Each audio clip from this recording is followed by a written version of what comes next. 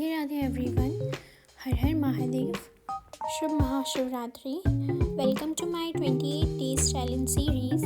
सो आज है मेरा डे 26 और आज शिवरात्रि भी है और हम 1 बजे ही चले गए थे बिना सोए, नहा वहा कर मंदिर चले गए थे 1 बजे। एंड 1 बजे भी देखो कितनी ज़्यादा भीड़ थी, हमें 1 घंटा लाइन पे खड़े होना पड़ा, 1-1.5 घंटा, फिर जाकर हमें दर्शन मिले थे। एंड ये हमारे आप शंभू के शिवलिंग है। देन हम वापस घर चले गए 3-3:30 बजे एंड फिर मैं थोड़ा सो गई थी। फिर मैंने पूजा करी। सो चलो एक साथ प्रेयर करते हैं।